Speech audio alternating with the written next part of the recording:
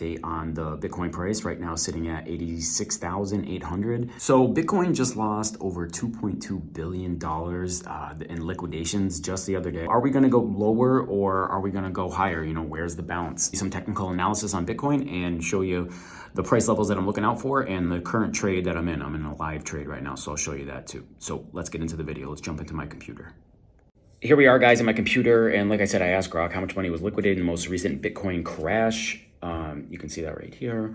And the answer, so the most recent Bitcoin crash as of February 2026, it was saying that a significant crypto market crash occurred around February 3rd, 2025, where Bitcoin dropped to 91,200, but right now it's 86,000, but we'll get into that. It goes a little further, saw over $2.2 billion in liquidations at that moment, surpassing Terra Luna and FTX collapses.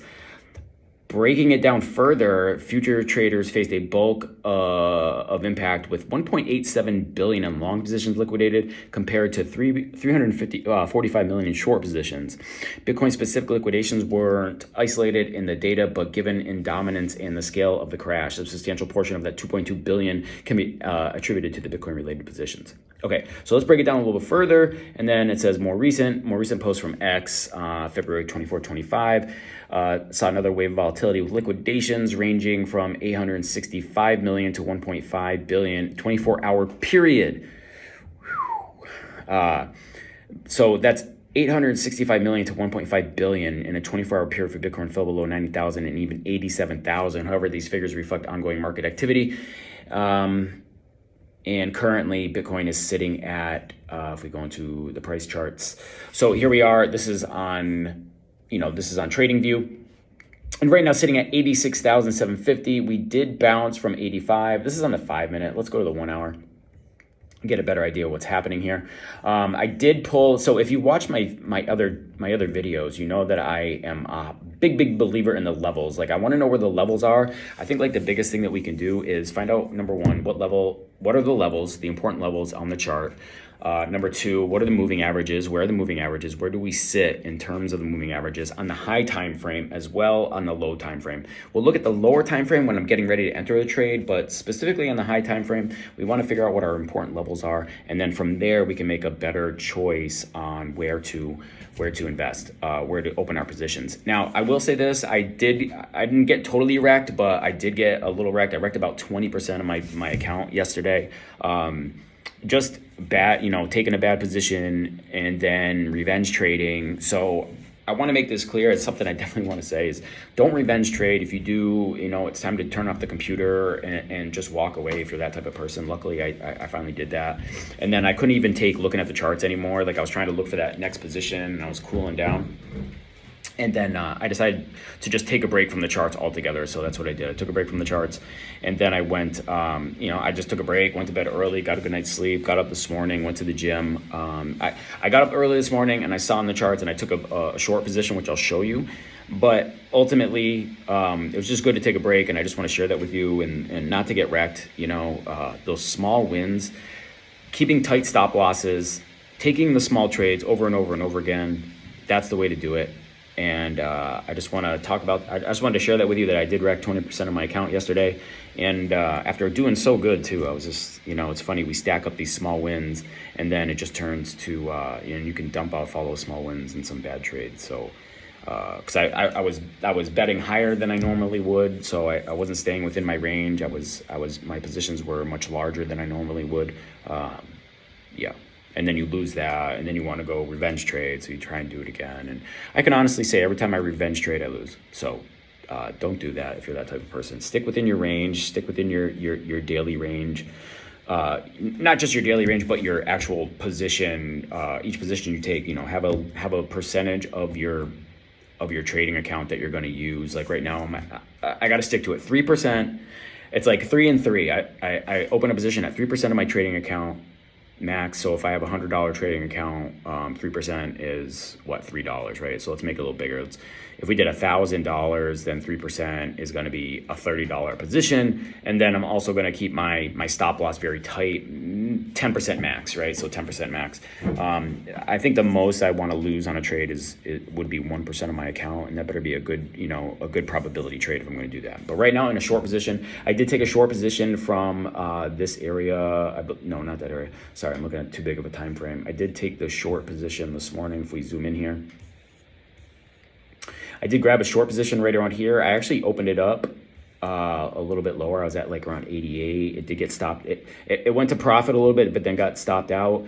And then, but then I looked at the chart and I was like, you know what? I think I was just a sweep of the high. And I got back in, and then lo and behold, yep, we took profits down here on this wick. And then then we came back up, and I looked at the charts again, and I was like, you know what? That's the retest. We're in bearish mode. Because if I show you, let's do the fib right now. We'll take it from this high down to the low, and you can see we came up and we wicked right into the 786. So and Bitcoin's dumping right as I say this. So right away I saw that wick on the 786, and I took that short. So I added to my position again. So I took profit down to the bottom, came back up, was the retest. Saw the wick on the 786, and then we increased the position from there. So right now in this short, where is it going to go? Nobody knows. Let's go to the daily, and then we can look at the bigger time frame. I have a set take profit set to the bottom of that wick that we were just looking at. So probably down to the bottom of the daily. But look at the daily right now. So this is going to be a very important candle. Let me clean that up. We're on the daily time frame. So this candle, and here's the moving average that I was talking about. Let me move my camera a little bit. I don't like it not on my face. So we bounced off the 200, right? This is the 200 EMA, the 200 smooth right here on the blue. And those levels are down in the low 80s. But I think that like if we cross into this area, we are going to go down further. So, and so on the macro level, I pulled an anchored volume profile, and you can see this on the right? So this is going back. This is going back from the 17,000s, early 20,000s.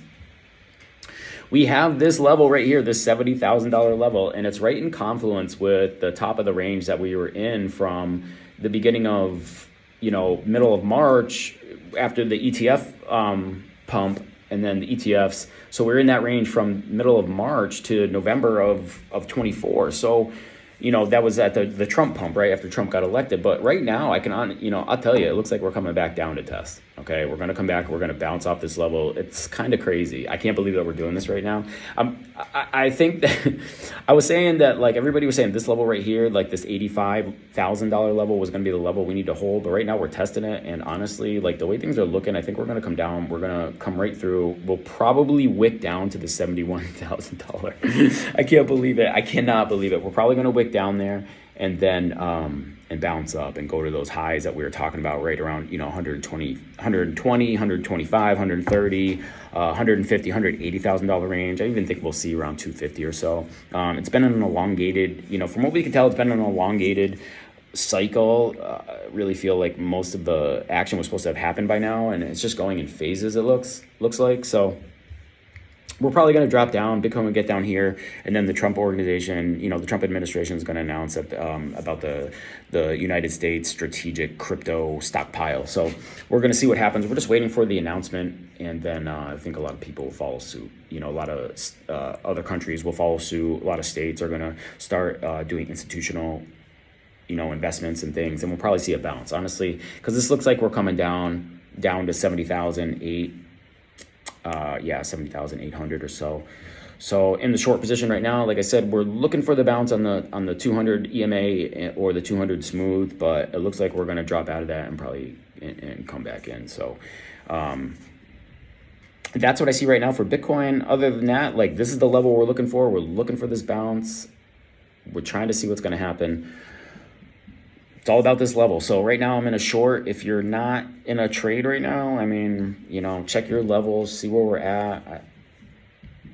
I mean, look, we're only in an uptrend. If we're above, here's the thing that you can tell. We're above the 200 moving averages for an uptrend, right? So that tells us we're in an uptrend. So we're still in an uptrend on the daily and, I'm assuming the weekly. So yeah, we're way far away on the weekly. So we're still good there. All right, so we're still in an uptrend, but how low will we come? We're probably we haven't retested this level at 70,500, so we're probably gonna come back down there. If we look at the 8 hour, right, so we go right from the daily to 8 hour, look, we're underneath the 200 smooth moving averages, both the 200 moving averages, the EMA and the smooth, under all of them actually. So, I mean, this right there will tell us we have downward momentum on this upward trend, okay? So we're just in downward momentum right now. When you're in downward momentum, you're better off taking the shorts, right? So you're gonna get more momentum with the shorts. It's kind of like if you're gonna paddle your kayak in the river, do you wanna paddle uphill against the current, or do you want to paddle down current, with the current? So the choice is yours. And I kind of learned this the hard way. I was very bullishly biased, but once I understood the moving averages and where we were in terms of the moving average, will determine the trades that I'm willing to take, right? Unless I see something out of the ordinary, I'm going to go with the current. I want to go with the current to be more successful. I have been more successful in my trades when I go with the current rather than trying to oppose it. So that's it for now. Those are my levels. If you have any questions on the technical analysis, go ahead and put them in the comments below. Other than that, thanks for watching. I'll see you in the next one. Peace.